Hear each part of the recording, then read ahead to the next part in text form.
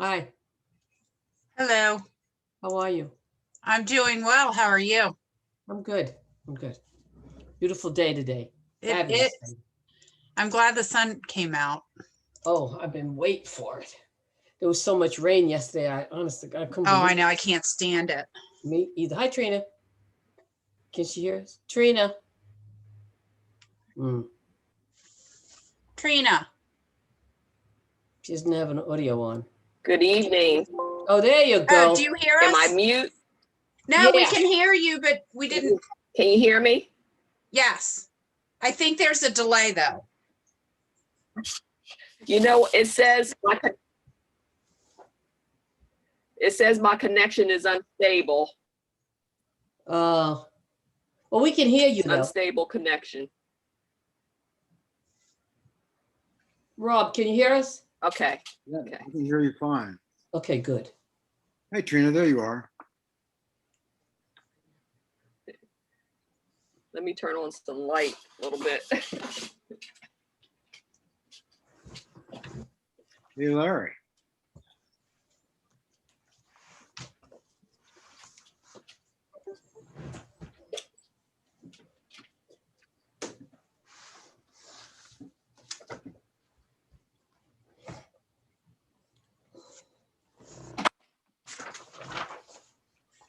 Oh, I gotta get something to drink. Hello, Larry. Your audio's off.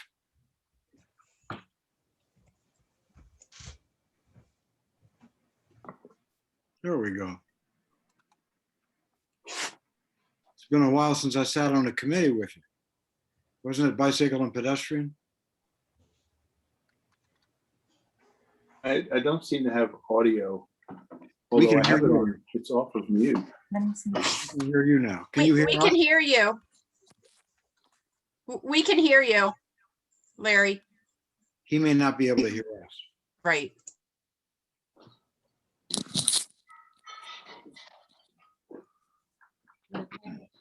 Maybe.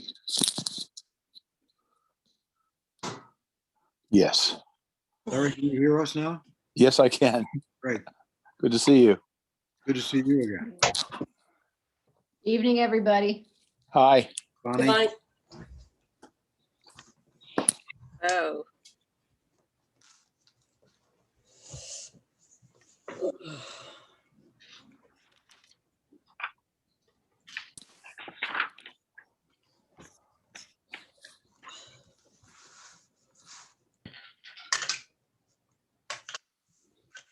so we're looking for Nancy. Mm-hmm.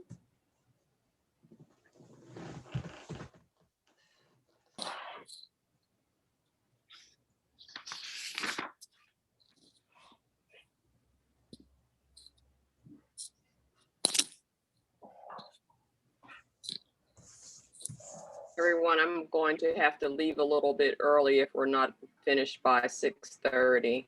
I may have to leave a little bit early. I think we'll probably be finished by then, Trina, but Okay. Good, because I'm going with you. It's up to you, Rob. Yeah, 6:30 is too Chair, long for move me. this thing right along. that's right. You hear- Bonnie insisted I chair this one. Yeah, I think you she hear wants to that, give me a Rob? little- Did she you wants hear? to We give me some- kind of like, we're giving you a hint now. She's For out the what door it's worth. faster than we can catch her. Yeah, for what it's worth, anything that I chaired, I always tried to keep to an hour because let's face it, all of our attention begins to wander after that. Here, here, here. Even on important, that in no way is meant to undervalue the committee's work, this one or any other, but you know, we got to stay sharp. But the reality. We have Nancy. Oh, hi, Nance. Hi there. So we've got another minute and the chief might join us and Anne Marie might be stepping back in. So I we'll think wait for I you. see Anne Marie on. Nancy, did you get my email? No, All right. let me I'm check here, that. Bonnie. Did you say you didn't see me? No, I said I did see you. Good evening. Oh, good evening. There you are in your, It just came. My pretty blue closet. shirt. Oh, yes. I thought that you were commenting on my little, you know, how this literally my office at home Well, I'm glad that you is a replaced, closet, but it's a walk-in closet. So but you have replaced the Christmas thing with I a piece of did. art at least. yes. Well, I think we got everybody. Is it officially? No, it's not yet. I'm jumping the gun by some seconds. Can't do that. But let's call the meeting to order. We've got everybody on. Jackie, thanks for taking the minutes. Any announcements? Hearing none. Have you had a chance to read the minutes from January, which are the ones we've got? Yes, Yes. yes. Any corrections to them? I've got one question, which may lead to a correction, which is on page 2, the second paragraph says, at the end of an exchange, Ms. Powell spoke about the importance of this information being made available to the public. And I think, Nancy, you were referring to the information about the relationship of the HR manual to the Law Enforcement Officers Bill of Rights and the collective bargaining agreement. Yes, and I'm fine with your amendment or change. Okay. Then, Jackie, the second paragraph on the top of page 2 would be expanded a bit to say, Ms. Powell spoke about the importance of the relationship of the HR manual to the Law Enforcement Officers Bill of Rights and the collective bargaining agreement being made available to the public. If that's not too clumsy a sentence. That's okay. I'll go ahead and add that. Thank you, Jackie. Okay. Any other corrections? Hearing none, is there a motion to approve the January 28th minutes? Make a motion. Second. Thank you. All in favor? Aye. Aye. Aye. Any opposed? So moving to the agenda, the first item, moving to the meeting items, C1, discussion of ways to educate / assist Lewis citizens with cybercrime. And Bonnie, I know this is something that you've been concerned about. Would you like to start us off on this? Yeah, I mean, I think we've had discussions in the past about a couple of things. I mean, first, that realistically, I mean, there's no point in pursuing things that aren't realistic. Realistically, there's not that much that that our police can do to combat cybercrime, except to let people know, to let citizens know about what they're hearing. And so the question I think that we started on last time is, you know, if I guess it's two things. First, to alert the citizens that of cybercrime that our police officers learn about either from the state police or through other channels or from the citizens themselves, and then put that on a Facebook page or on a code red or something so that everybody knows what's, you know, what the current scam or scams are. The second question is that we talked about is whether there are, you know, whether there would be a presentation of sorts to help people with cybercrime. And I think I mentioned that a financial advisor had that I know of had presented something where they talked about a bunch of ways to protect yourself. The one that I remember the most clearly, probably because it was the one I understood the most readily, is putting on all your accounts the extra guarantee that you have to get texted back with a number that you then put in. I think they call it 2-figure verification. I don't know why it's 2-figure when the numbers are usually 6 figures, but go figure. No pun intended. But, you know, so are there resources out there that the police are aware of and could present under their auspices through a workshop or some similar type meeting to get that word out to our citizens and give them ideas that they can then take or not take to decrease their vulnerability to at least that kind of account security.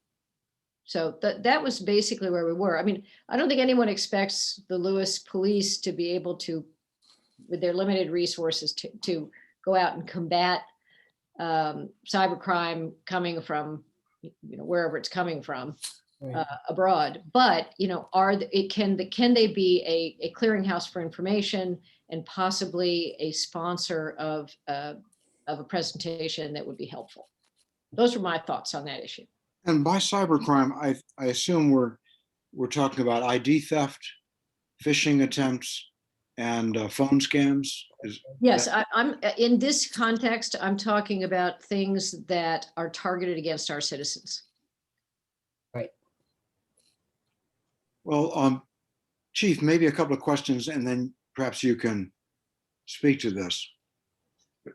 We get complaints about such things as ID theft, phishing, and phone scams, don't we? From our citizens who've been targeted. I think your audio's off. You're muted. Yes, we do. And they're included on your monthly reports. And when you get such a complaint of an ID theft, let's say, or a successful phone scam, or maybe an unsuccessful one, what is your response? What is the police department's response?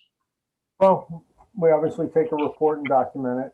We give advice to every person we come into contact with to make sure that, they contact their bank, they do take certain steps.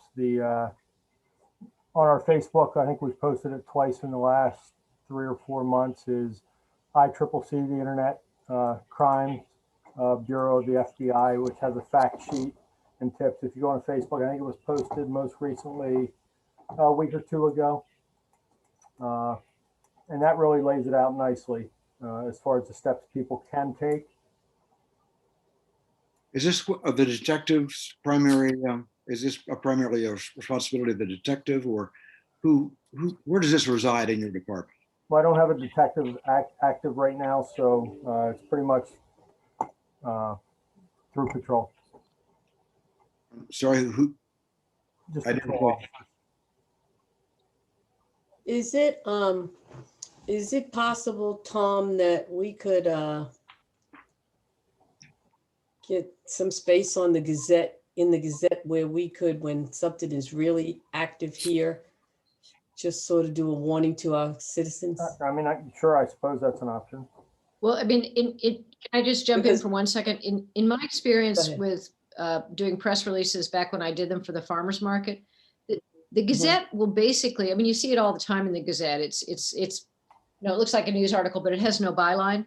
And those are just press releases or other material that are submitted by the public. And they're pretty good if it's about public interest. The Gazette, in my experience, is pretty good about publishing that sort of thing. Yeah, it just seems like a good avenue to go down. Also, I think it's a good avenue because of those folks who may not be internet savvy, to be able to see those things online, that most of those people will read a news article or a newspaper. Right. I mean, it wouldn't hurt if there's something and it's prevalent, and it's continually, cyber how do you stay on top of something like that? I mean, I know we can't, I mean, it's an impossibility for us to expect our police department to stay on top of something like that.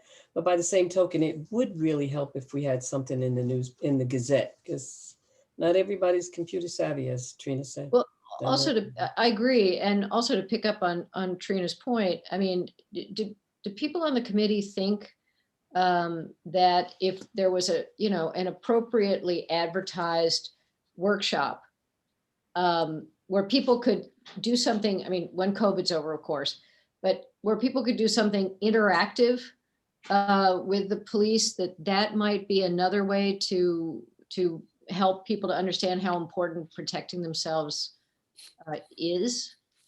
I don't know. At the request of, after the last meeting, I spoke with Rebecca Lowe, the adult program coordinator at the library. She's quite willing to partner with the police or with citizen groups on this topic. And, they've got a very active program right now of using the Zooms that could then be followed up. But I was thinking along the lines of one that I went to on sort of the hurricane preparations or natural disaster preparations that I think it's BPW does, but that was very helpful. And I would think you could probably put something together, but Rebecca was quite willing to work with the police department Oh, excellent. or the committee. Bonnie, if you remember, we did the one at the village Hmm? 3.5 years ago, I think it was. More than willing to do that as many as it takes, as often as it takes.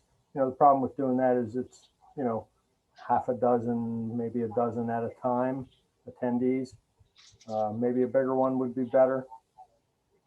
Yeah, that's why that's why I said appropriately advertised. I mean, if you get the word out there that this is going to happen and you have a very small showing, then, it's just an idea that people aren't interested in, and that's fine. Yeah. Speak for Um, yourself. Chief, I don't know if it'll happen this year. Hopefully it will, but at the National Night Out event, that may be a good event to be able to circulate some information, because if we are able to have one this year, we get a pretty large crowd of young and old. So I'm in cyber crimes and phone scams and all hit all ages. So that may be an event that this information can be circulated. Good idea. And you may already have a table. I don't know, Yeah. because There was but, some information passed out in reference to these type things, but it could be more robust. Yeah. There's one opportunity occurs to me that I thought of asking the chief about, but let me ask you too. When the chief gives us his monthly report, do you think it would be useful, that's at a city council meeting, regular meeting, do you think it would be useful to ask the chief if there's cybercrime on that report? And if so, what's the latest flavor? Because these things are always changing. And it might be useful for our citizens to know what the latest thing to be a little bit cautious about might be. What do you think? Well, one thing, if I may, that's the beauty of having this in the Gazette. I mean, not everybody is going to go to this or whatever, but it seems like everyone reads, just a whole lot of people read the Gazette. So. Yeah, I think as Go ahead, many Bonnie. fora as we can come up with, the better. Mhm. But it has to lead someplace. Right. I mean, we have to have a resource of it. Telling people there's a problem is great, and I think that's very important. And However, keeping them current about what the problem is, ditto. But we then have to be able to ready to say, and here's where you can go to, to maybe not on this particular scam, but to get general information on how to protect yourself against this sort of. well, that's the beauty of the community. Yep. Meetings that Tom would have. That's the beauty of it. It's a follow-up. Bonnie, I think that's a good point, that really it highlights that there's two aspects to this. First is defense, and second is recovery. So we're defending against multiple different ways of people trying to cheat us. But if they succeed, if they penetrate our caution, then where do you go?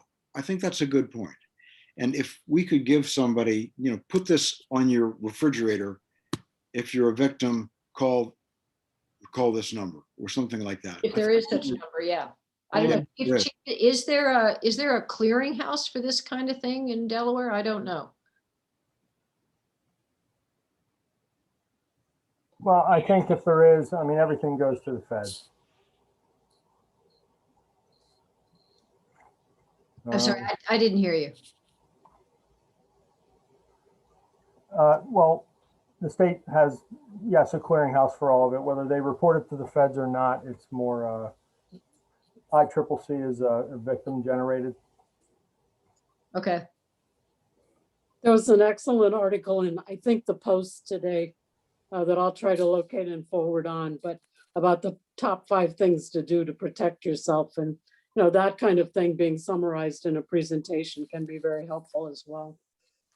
That was The in other today's thing, Post. the other thing is that I recently, right after the last meeting, I started getting through my AARP account, a lot of information on scams and fraud and phishing things. Of course, that is online and email, but those who are that savvy we may encourage them to sign up, or at least to get those notifications, because there are several Zooms that are coming out again for those who are savvy like that. But AARP is a good resource.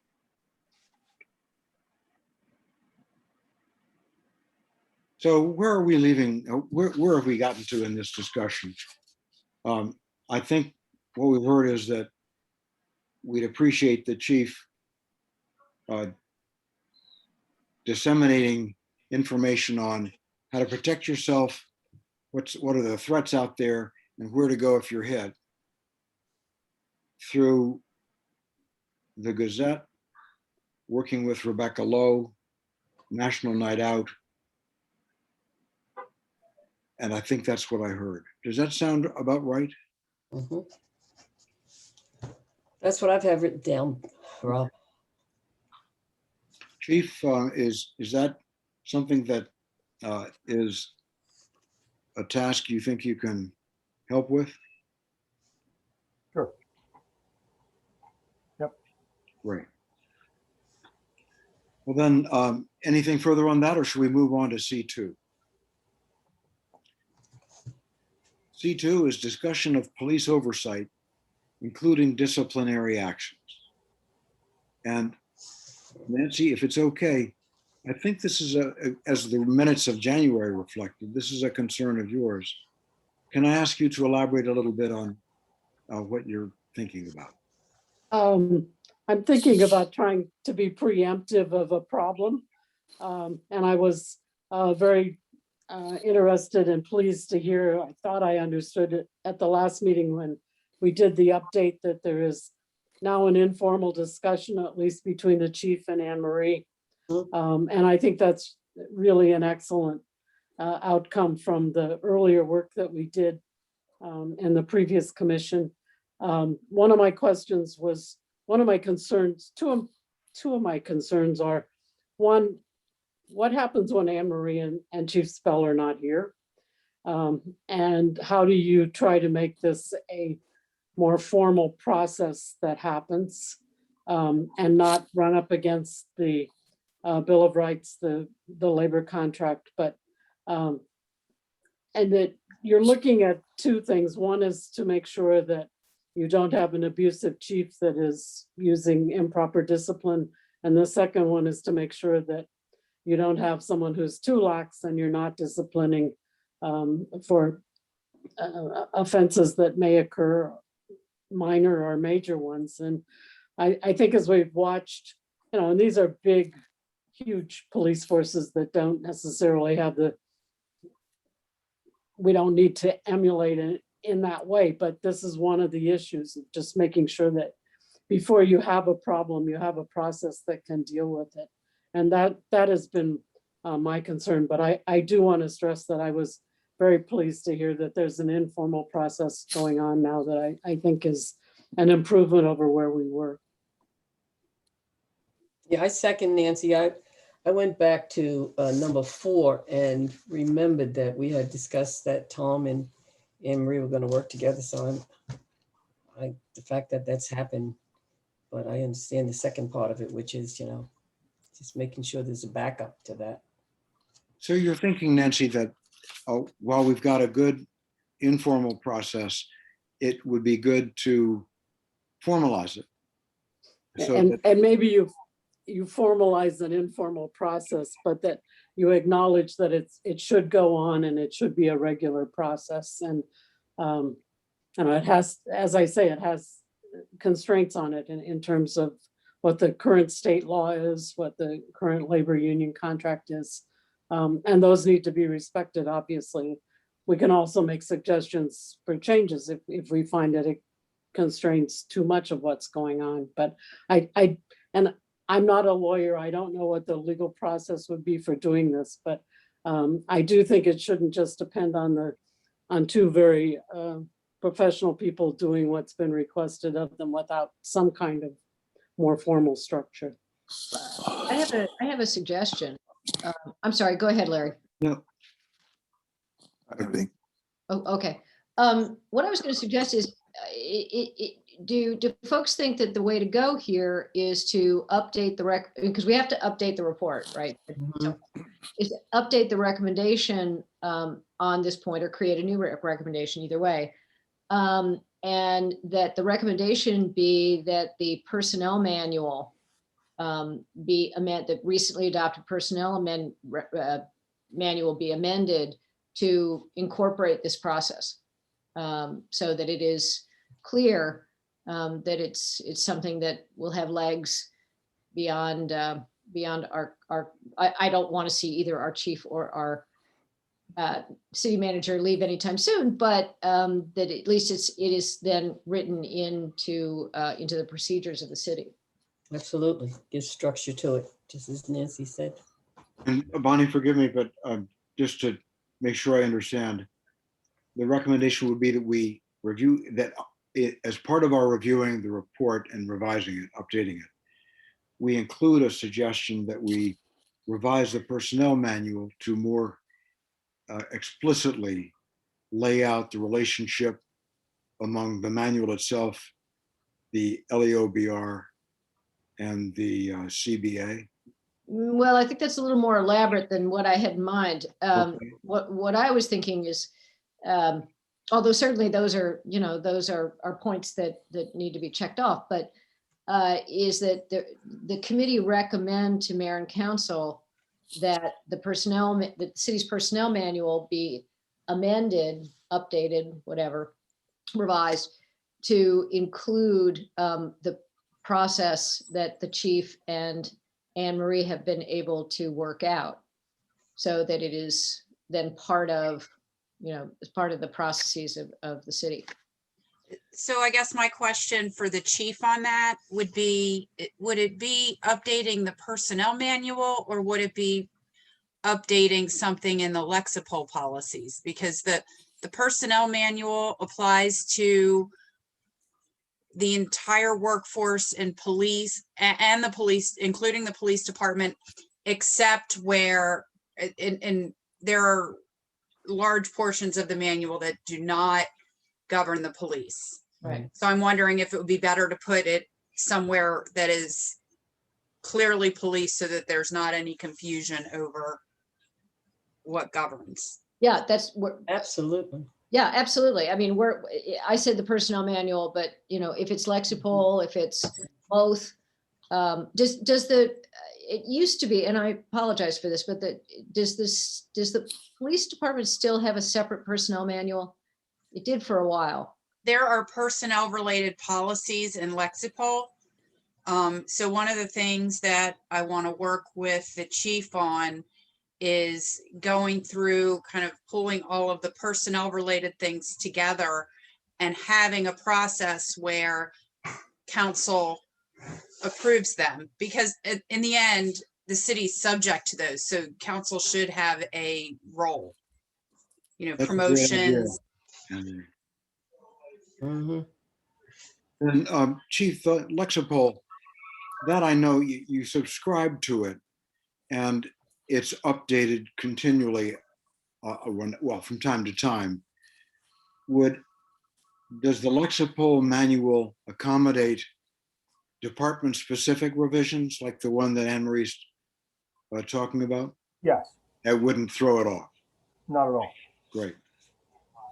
Well, Anne Marie, sorry. is there for example, if one of the clerical staff for the city council, for the city had to be disciplined. Is there a process for reviewing that could be duplicated or? There is a process. I'm not sure that it could be duplicated because of the Law Enforcement Officers Bill of Rights. There are certain disciplinary Yeah. measures that can only be taken by the city manager. You know, a supervisor, department manager can reprimand somebody, but they don't have the authority to suspend or fire. Where in the police department, it's the Law Enforcement Officers Bill of Rights is very clear. So I think it's really a communication. Okay, Say that again.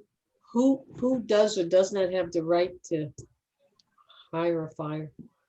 In the civilian side, the department managers cannot fire, suspend, or demote without the approval of the city manager. Oh, well, that makes sense because they Yeah. report to you. Right, and again, when you're terminating somebody, it's really important to make sure Right. that No, I got the it. I's are dotted and the T's are No, crossed. no, I fully understand. So- That's why I asked you to repeat it. No, right, okay, I'm good. In order for us to include that kind of recommendation, I think we need to have something that we could recommend to city council that the amendment consists of. So Emery, is this something that you can write up with the chief? How you work together with him? That we could think about adding to Lexipol? Are you comfortable, Chief? We could do that? Yeah, we can definitely look at that and come up with something. Okay. I would encourage you to acknowledge the progress you've already made, or that Absolutely. you may be too modest to do that, but that whatever's in the report, acknowledge the progress that we recognize what's going on as progress. So if you just Google Title 11, Chapter 9200, that's the Law Enforcement Officer Bill of Rights, and it'll show you the disciplinary process when a police officer is under investigation. Anything more on this topic? No. Hearing none, then the next item is discussion of additional topics for next meeting. And Bonnie suggested, I think, that this committee sooner than later tackle the revision of the report, which is part of its charge, or the updating of the report. And that's plenty for a meeting. So, or, it's probably plenty for 2 or 3 meetings. So I would suggest that be our next agenda. Does that make sense to everyone? Let me make sure I understand what you're saying. We did the report, COVID stopped it, but the MNCC had an opportunity to look at it. We got it back. We went through it and we're going through it again. And maybe I don't understand. So what you're saying now is what we've done right now and again. We want to do what? Good point, Carolyn. I'm really confused, Okay, good point. We put a lot of work into that report. right? What we didn't have before we issued it was the comments of an outside counsel who specializes in police city relationships. Is that fair, Anne Marie? And she's made some comments that would probably be a good idea to share, and would also give us a chance, particularly because we've got Larry as a new member, for us to refresh ourselves, see if we want to adopt her comments, see if there's any others we want to adopt before we resubmit the report to the council. But I think that's true. We've got those comments that are important to fold in. So we're sure that because the purpose of the comments was to make sure that the report was as on all fours with the standards for law enforcement in Delaware. So yeah, we need to do that. The other thing that I think is two more things that I think Bonnie, are, can I have not seen those comments. I may have missed it, but Have they been distributed? No, we'll send Oh, around. We thank have to take out, there's some things in there that are privileged that need to be taken out, but we'll send you the rest of them. You see, when you talk about that's where I was. I don't remember Right, getting anything Right, from. so that, well, that's, yes, absolutely. Those comments need to be sent around, number one. And they're, you know, they're edits to the report. I mean, it's not like they're a standalone thing. The second is, I think we need to update the recommendations that were made to city council in the original report to reflect all of the good work that was reported to us by the chief at the meeting Last. before the last meeting. Because Absolutely. you know, it's important to say, these are concerns that were raised. The chief Yeah. and Anne Marie have jumped on it, and that's really important. And then the third thing that I think is still out there for us to decide as a committee is whether there was a recommendation that this committee be a standing committee. And I think the group needs to decide, is that a recommendation we want to continue to make? If so, what kind of standing committee do we have in mind? Those were the things that I was thinking about, and I am happy to volunteer as my swan song to update the report if people want me to take a shot at coming up with the next draft. If somebody else wants to do it, I'm happy not to, but Well, that- Oh, come on, but buddy. I will make that offer if people want to take me up on it. that And those are leads the three me things to that I would- Another question. And let me just, see this, to incorporate the comments, what's been done, and the, whether to make the committee, whether to continue it. Yes, Stephanie's comments, update it to show the progress that's been made in response to the initial report. And then the recommendation on the permanency or not of this ad hoc committee. Those are the things that's just what I see. Obviously, other people, and you know, update it for all the things we talked about today, the cybercrime, the oversight. I can see keeping the ad hoc committee, but I don't think it has to meet on a monthly basis. Well, that's something we can talk about next time, and that's a good point. The wrinkle here is that when Bonnie asked me to chair this meeting, which I resisted but submitted to, she said this was her last meeting.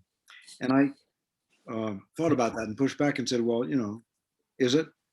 So she said she didn't know. It depends on whether we have another meeting. If we have a meeting before May 17th, sure, I'm happy to continue. May 17th, is that going to be our continued? Yes, That's when the new council people will be sworn in. that's right. Well, Carolyn and I are both, it's not clear whether we'll be on the council anymore. I'll be on the council anymore, and Carolyn might be. So the composition of the council and of the committee are a little bit in flux. I'm happy to wait till May. Does anybody have a stronger preference? Would it be good to do the review of the report and kind of get that put to bed before any possible changes?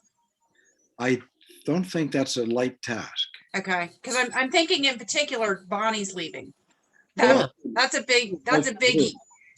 Thank you. Yes, it is. Is to take Bonnie up on it, on her offer. Very Definitely. generous. But to wait until May for the next meeting and invite Bonnie to, maybe she'll consent to stay on the committee for, if the meeting is after the 17th, maybe she'll consent to stay on for Oh, another. absolutely. I make a motion, Bonnie, stay on the committee. Well, I'm happy to, because as you all know, I think this is very important work, and I think the proof is in the pudding with all of the really, really great stuff that Anne Marie and the chief have reported to us. Well, yeah, that was the only thing that the chief did at the last meeting we had.